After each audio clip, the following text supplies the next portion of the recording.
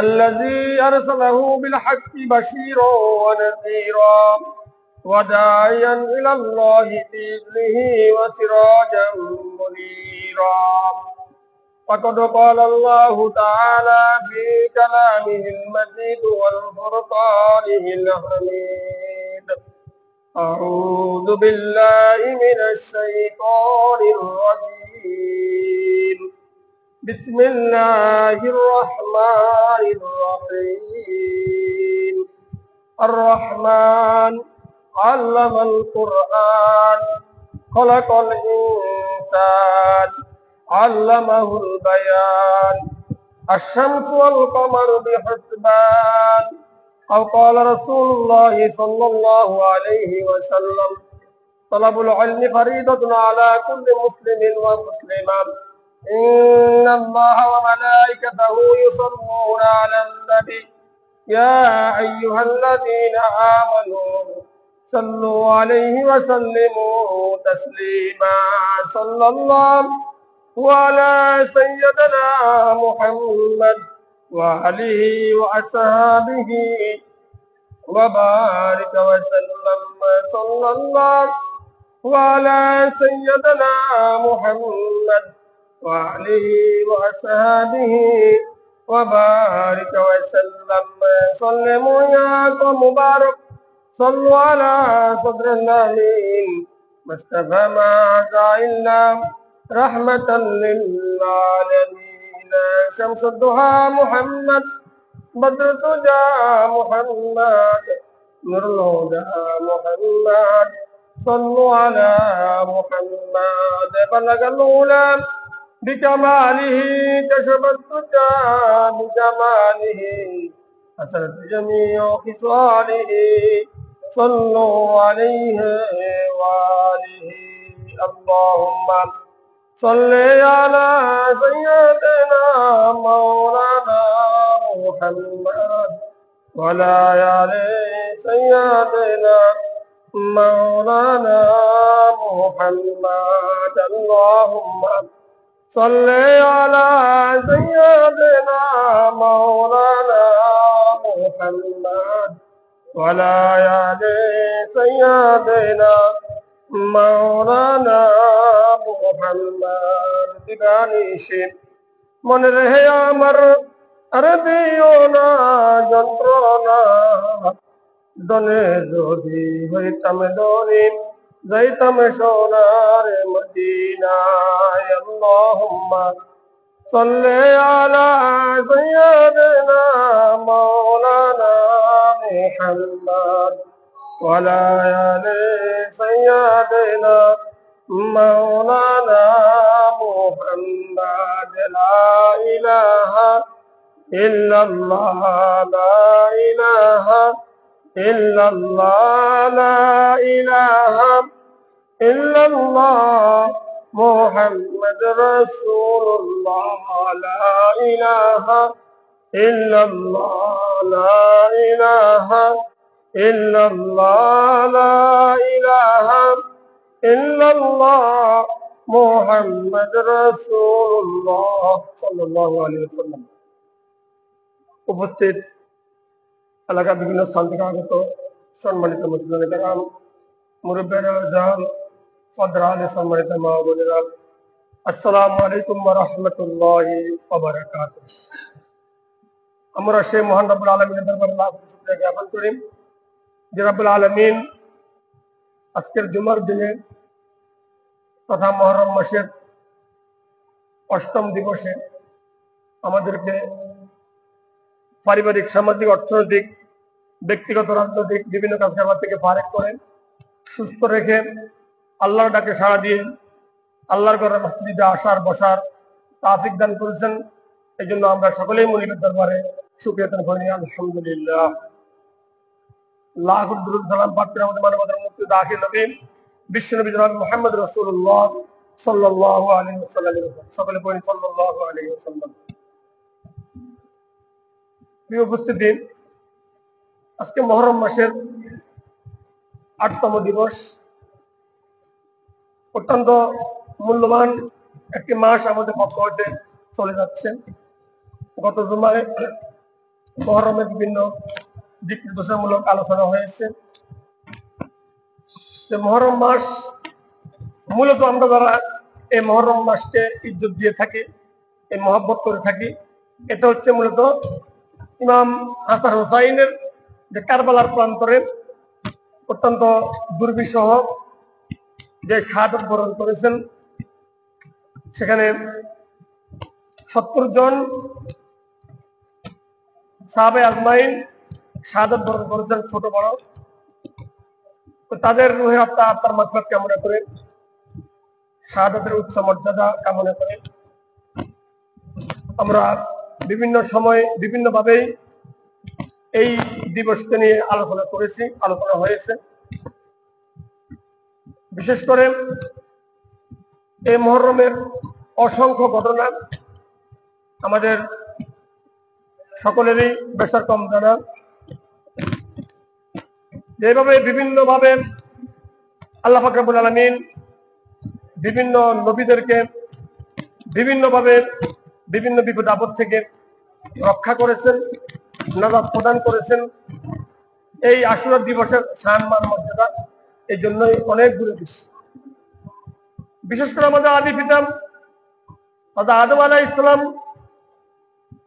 এই পৃথিবীতে প্রেরণ করার জন্য আল্লাহ পাক রব্বুল আলামিন ফেরেশতাদেরকে নিয়ে যখন সলা পরামর্শ করা আরম্ভ করলেন, ফেরেশতাদেরকে নিয়ে যখন কথাবার্তা আরম্ভ করলেন, এই পৃথিবীতে আল্লাহ তার প্রতিনিধি খলিফা প্রেরণ করবেন, ফেরেশতারা সেদিন বিরোধিতা করেছিল।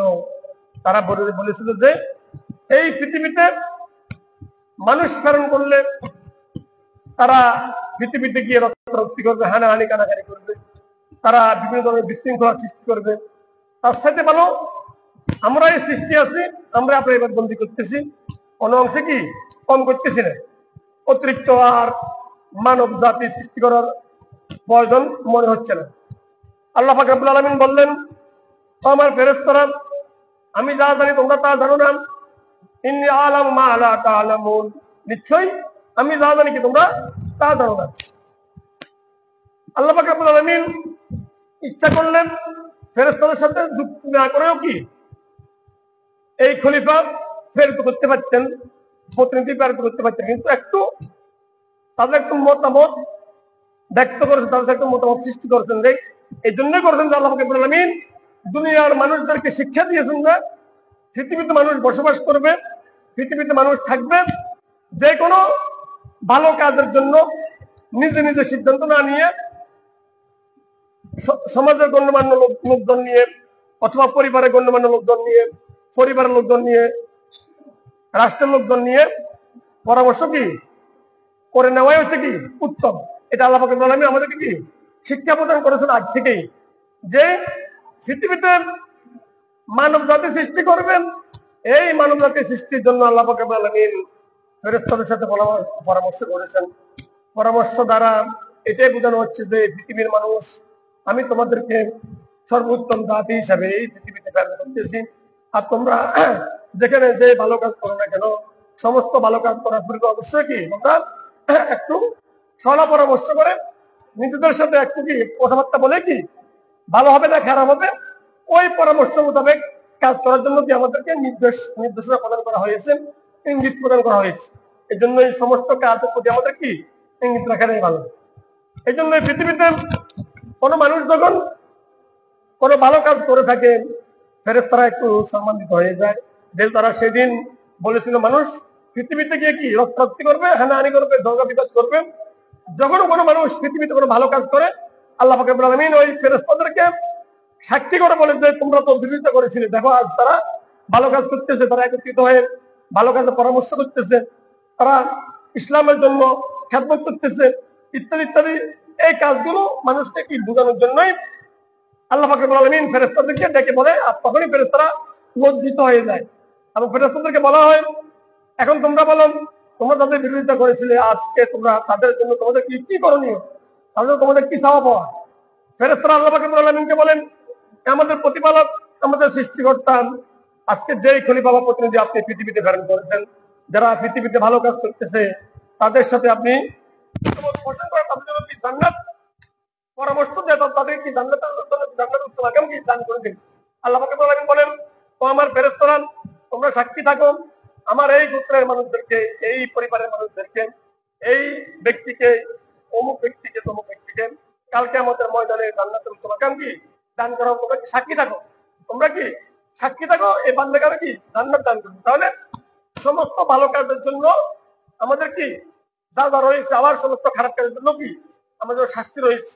আর কোন মানুষ যখন এই পৃথিবীতে খারাপ কাজ করেন, আল্লাহ পাক রব্বুল আলামিন ওই মানুষের উপর ক্ষিপ্ত হয়ে যায়, এবং যে মানুষকে সৃষ্টি করার কারণে, সৃষ্টি করার পরামর্শ করার কারণে ফেরেশতারা নিষেধ করেছিল, আর সে মানুষ কি খারাপ কাজ করতেছে, আল্লাহ তার ক্ষমতা বলে মানুষ সৃষ্টি করেছে, কিন্তু মানুষ আজ আল্লাহর হুকুম আগাম কি মানছে না। এই জন্যই আল্লাহ কাছে কি জবাবদিহি করতে হবে, কোন রকমে কি বেঁচে থাকার কোনো সুযোগ থাকবে না।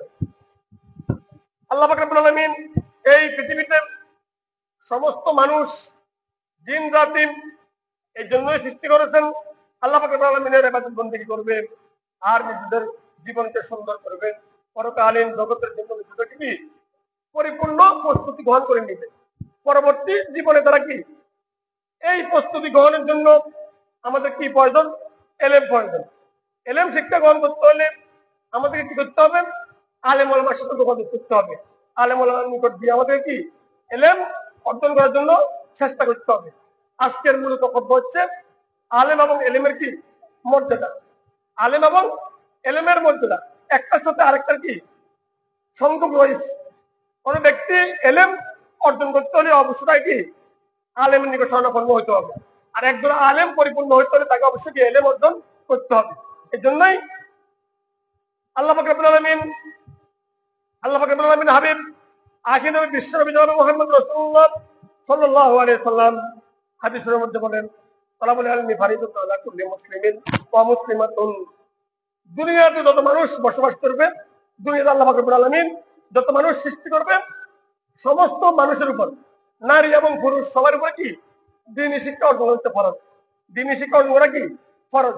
যেমনি ভাবে 5 ওয়াক্ত নামাজ আমরা যখন যেখানে সময় হচ্ছে সেখানে আদায় করে নিচ্ছি, এটা আমার জন্য ফরজ করা হয়েছে। ঠিক তেমনি ভাবে পর্দা করাও ফরজ, তেমনি ভাবে ইসলামের ফরজ হুকুম আহকাম গুলো পালন করাও কি ফরজ। শুধুই নামাজ পড়া ফরজ এটা নয়। আপনি নামাজ পড়লেন রেগুলার, একদম 5 ওয়াক্ত নামাজ যথাসময়ে জামাতের সাথে আদায় করার জন্য চেষ্টা করলেন, কিন্তু আপনার মন থেকে জিনা দূর হলো না, আপনার মন থেকে কালিমা দূর হলো না।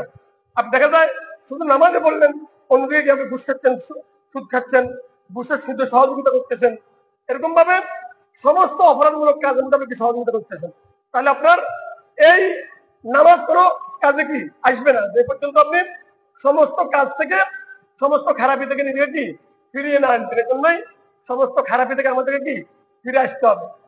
তালাবুল ইলমি ফারিদাতুন আলা কুল্লি মুসলিমিন ওয়া মুসলিমাতুন। রাসূলুল্লাহ সাল্লাল্লাহু আলাইহি ওয়াসাল্লামের এই ছোট্ট একটা হাদিস, অত্যন্ত মূল্যবান একটা কথা।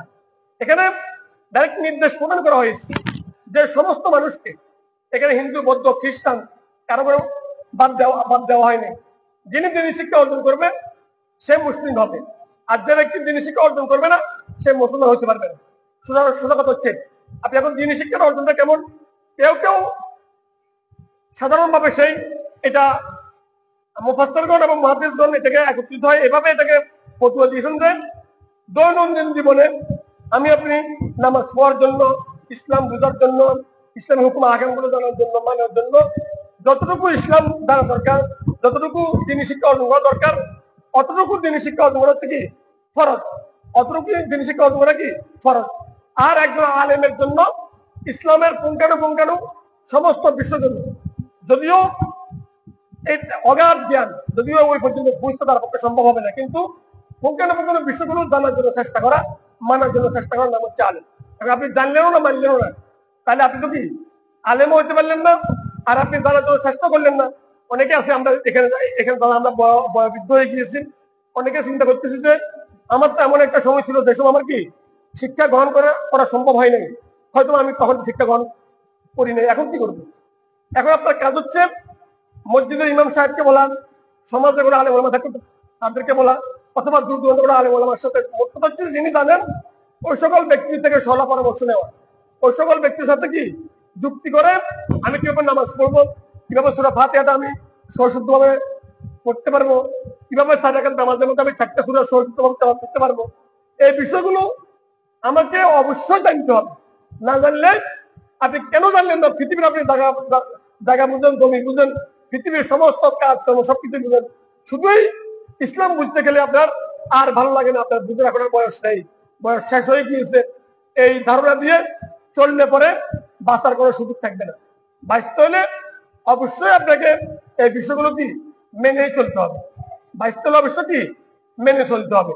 আর যদি আপনি নাই মানেন তাহলে অসুবিধা নেই, পৃথিবীতে আপনাকে কেউ ধরবেও না, মারবেও না, কিছু করবেও না। কিন্তু যখন আপনার চোখ বন্ধ হয়ে যাবে তখন আপনার সমস্ত কিছুর জন্য আল্লাহ কাছে আপনাকে কি জবাবদিহি করতে হবে। জানিও আপনি আমল করলেন না, জানিও আপনি মানলেন না, আপনি নামাজ পড়তেছেন 50 বছর 60 বছর 70 বছর হয়ে গিয়েছে, কিন্তু আপনি সহশুদ্ধ করার জন্য চেষ্টা করলেন না, হয়তো গেলেন। এটা হচ্ছে একটা বিষয়, আমি জানি না এই কারণে আমি পড়ে নিলাম। কিন্তু জানানোওয়ালা ব্যক্তি আছে, আমি জানার মতো সুযোগ আছে, তবু আমি যদি না জানি তাহলে এটার জন্য কিন্তু আমাকে কঠিন শাস্তি প্রদান করা হবে, বাঁচার কোনো কি সুযোগ থাকবে না। এই জন্য যতটুকু সময় আমাদের মধ্যে থেকে বিদায় হয়ে গিয়েছে আল্লাহ কাছে তাওবা করে বাকিটা সময় আমরা যেন আল্লাহর হুকুম আকামগুলো সঠিকভাবে যেন পালন করতে পারি, ওই দিকে আমাদেরকে কি সঠিক দৃষ্টি আকর্ষণ করতে হবে। তাহলে আমরা আল্লাহর থেকে রেহাই পাওয়ার একটা সম্ভাবনা কি থাকবে, না হলে রেহাই পাওয়ার কোনো কি সম্ভাবনা থাকবে না।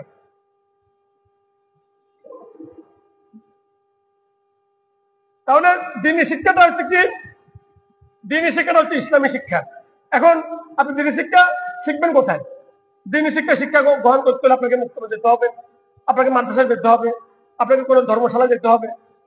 সোজা কথা হচ্ছে যে যে জায়গায় দিনী শিক্ষা প্রদান করা হয়, যে যে জায়গায় দিনী শিক্ষা অর্জনের জন্য মানুষের একটা মাধ্যম থাকে, ওই সকল বিষয়গুলোকে ওই সকল জায়গাগুলোর সাথে আপনাকে যোগাযোগ করতে হবে। এখন আপনি মনে করলেন যে আমি তো শিখতেই পারলাম না, বাস আমার পরবর্তী প্রজন্ম অন্ধ হয়ে যাচ্ছে। কালকে আমাদের ময়দানে কঠিন মুসিবতের সময় রাসূল আকরাম সাল্লাল্লাহু আলাইহি ওয়াসাল্লাম বলেন, সন্তান তার অভিভাবককে দোষারোপ করবে, সন্তান তার অভিভাবককে দোষারোপ করবে। আজকে আপনারা যারা বৃদ্ধ হয়ে গিয়েছেন, যাদের বয়স 70, 80, 90, 100 বছর হয়ে গিয়েছে, তারাও কালকে আমাদের ময়দানে কঠিন মুসিবতের সময় আপনাদের অভিভাবক তারা ছিল, তাদেরকে ধরবে যে আমাদেরকে ইসলামী শিক্ষা প্রদান করা হয় নাই, দেওয়ার জন্য চেষ্টা করা হয় নাই। আমাকে ছোটবেলায় ডাক্তার বানানোর জন্য, ইঞ্জিনিয়ার বানানোর জন্য, আমাকে বড় অফিসার বানানোর জন্য বিভিন্ন ইউনিভার্সিটি, বিভিন্ন স্কুল, বিশ্ববিদ্যালয় লেখাপড়া করাইছে। কিন্তু আমি যে ধর্মীয় শিক্ষা গ্রহণ করা প্রয়োজন, আমি যে ধর্মীয় শিক্ষা গ্রহণ করে সঠিকভাবে সমাজে বসবাস করার দরকার, সেই পথে আমাকে শিক্ষা প্রদান করা না হওয়ার কারণেই আজ আমাকে জাহান্নামে দেওয়ার আগে আমার অভিভাবককে জাহান্নামে প্রদান করা হোক, আমার অভিভাবককে কি জাহান্নাম প্রদান করা হোক।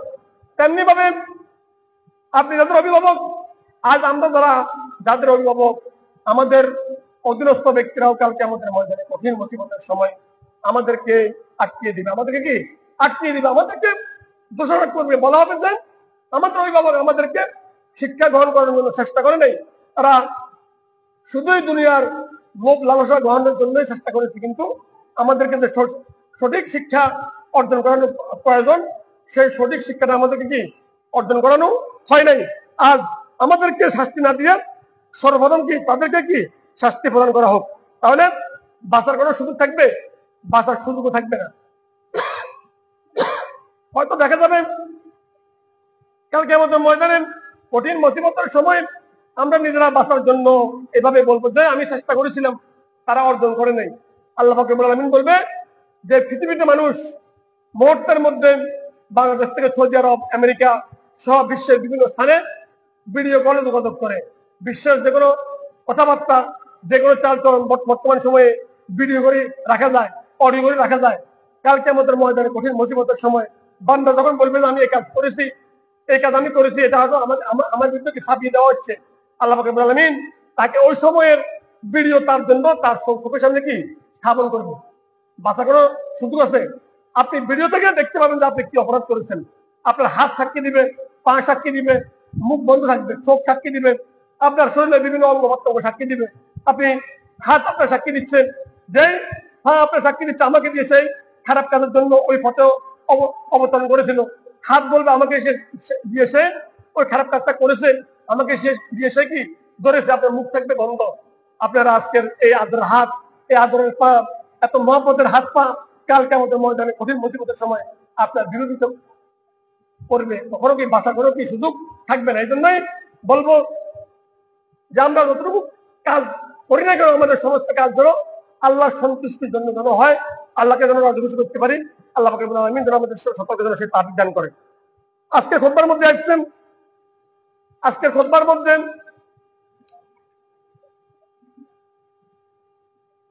সূরা রহমান থেকে কয়েকটি আয়াত আজকের খুতবার মধ্যে আলেমদের মর্যাদা তুলতে গিয়ে আল্লাহ পাক রব্বুল আলামিন এই বিষয়ে কিছু আয়াত সংযোজন করেছেন।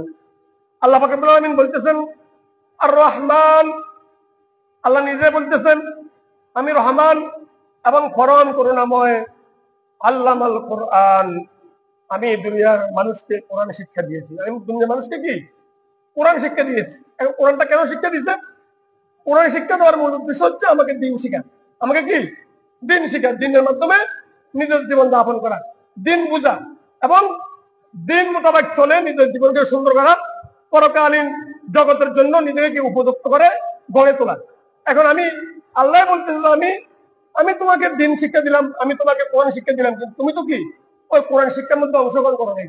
তুমি তো নিজেই দূরে দূরে থাকার জন্য চেষ্টা করেছো, তুমি তো কোরআনের দিকে কি নিজেকে দাবিত করো নাই। আজ তোমাকে কি কঠিন শাস্তি থেকে কঠিন শাস্তি প্রদান করা হবে। খলাকল ইনসান, আল্লাহ পাক রব্বুল আলামিন বলেন আমি এই পৃথিবীতে মানুষ সৃষ্টি করেছি। একটু আমরা খেয়াল করি, মানুষ সৃষ্টি করছেন, আর মানুষ সৃষ্টি করছে কি জন্য? তাকে আবার কোরআন প্রদান করা হয়েছে। মানুষ পৃথিবীতে আসছে, আসার পর তার করণীয় কি, এই করণীয় জানার জন্য কি আল্লাহ পাক রব্বুল আলামিন কি কোরআন সৃষ্টি করে দিয়েছেন। আল্লামাহুল বায়ান, এবং তার ভাগভঙ্গিটা, তাকে কথা বলার ক্ষমতা প্রদান করেছেন। একজন মানুষ এই পৃথিবীতে আসার পর সেই কিভাবে চলাফেরা করবে, কিভাবে থাকবে, তার সেই বুদ্ধিমত্তা তার মধ্যে কি সৃষ্টি করে দেওয়া হয়েছে, তাকে কথা বলার মতো ক্ষমতা দেওয়া হয়েছে। আশ-শামসু ওয়াল কমারু বিহিসবান, আল্লাহ পাক রব্বুল আলামিন বলেন এই পৃথিবীর সুবিধার জন্য আমি আসমান জমিন সৃষ্টি করেছি, তারকারাজি সৃষ্টি করেছি। আমরা একটু খেয়াল করি যে এই আসমান আল্লাহ পাক রব্বুল আলামিন দুনিয়ার মানুষের সুবিধার জন্য সৃষ্টি করেছেন। একটু আমরা খেয়াল করি, দুনিয়ার মানুষ বসবাস করে, রাস্তার ধারে আমরা যদি অতটুকু দুপার মধ্যে, অতটুকু ঘাসের মধ্যে একটা কিছু দিয়ে যদি ঘোড়া দিয়ে রাখি, এক সপ্তাহ পর দেখবেন আপনি গাছগুলো কি মরে গেছে, গাছগুলো সাদা হয়ে গেছে, আর সবুজ নাই, গাছগুলোকে আর কি সবুজ থাকবে না। কেন থাকবে না? ওই গাছের মধ্যে সূর্যের আলো না হওয়ার কারণে, সূর্যের তাপ না হওয়ার কারণে গাছগুলো কি ধ্বংস হয়ে গেছে। এটা মানুষের একটা পরীক্ষা। মানুষ যদি এই পৃথিবীতে বসবাস করতো, আসমান থেকে যদি আলো যদি না আসতো, তাহলে মানুষ বসবাস করা সম্ভব হতো না। আসমান থেকে কি আলো না আসলে, একটা আমরা খেয়াল করি, আমাদের যখন ছেলে মেয়ে এই পৃথিবীতে যখন জন্মগ্রহণ করে, তখন দেখা যায় ছেলে মেয়ে আমরা কি একটু রোদের তাপের ব্যবস্থা করি, আমরা একটু রোদে কিছুক্ষণ আমরা কি দিয়ে রাখি। কেন দিয়ে রাখি? এই রোদের মধ্যে, রোদটাও একটা কি ভিটামিন। যখন সন্তানের গায়ের মধ্যে যখন এই রোদের তাপটা যখন সরাসরি যখন পড়ে, তখন তার হাড়গুলো, তার শরীরের গঠনগুলো সৌন্দর্য সৃষ্টি হয়, তার চামড়াগুলো কি সৌন্দর্য সৃষ্টি হয়। যদি সেই জন্মগ্রহণ করার পর থেকে যদি কোনো সন্তান যদি রোদ না পায়, তাহলে ওই সন্তানগুলোকে একটা সময় প্রতিবন্ধী হয়ে যাওয়ার সম্ভাবনা। এই জন্যই এই সন্তানগুলোকে আমরা কি রোদ প্রদান করে থাকি। এখন যদিও আমরা কেউ কেউ এক কৌতূহল বশত অনেক সময় এটা আমরা বলে থাকি যে রোদে না দিলে এই ছেলে যখন হাঁটার বয়স হবে, চলার বয়স হবে, তখন তার পায়ের আঙুলগুলো কি মারিয়ে খেয়ে ফেলবে। এটাও একটা কিন্তু সত্য ঘটনা, এটা একটা কি সত্য ঘটনা। তার মানে রোদ তাকে কি সমস্ত কিছু থেকে রক্ষা করছে। সেই জন্যই এই যে আসমানের মধ্যে আসমান সৃষ্টি করেছেন, তারকারাজি সৃষ্টি করেছেন, সূর্য সৃষ্টি করেছেন, চন্দ্র সৃষ্টি করেছেন, সমস্ত সৃষ্টিগুলোই কি মানব জাতির উপকারের জন্য আল্লাহ পাক রব্বুল আলামিন কি সৃষ্টি করেছেন। এই জন্য আমরা যতটুকু হায়াত পেয়ে থাকি, যতটুকু হায়াত আমাদের অতিবাহিত হয়ে গিয়েছে, আল্লাহ কাছে আমরা তওবা করি, পরবর্তী হায়াতগুলো আমরা কাজ লাগাইতে পারি। মহান রব্বুল আলামিনের দরবারে আমরা যেন পরিপূর্ণ মুসলমান হয়ে যেন এই পৃথিবী থেকে যেন পরকালীন যেতে পারি। আল্লাহ পাক রব্বুল আলামিন আমাদের সকলকে সে তাওফিক দান করুন। ওয়া মা তাওফিক ইল্লা বিল্লাহ। যারা সুন্নত পড়েন নাই 4 রাকাত সুন্নত আদায় করে নেন।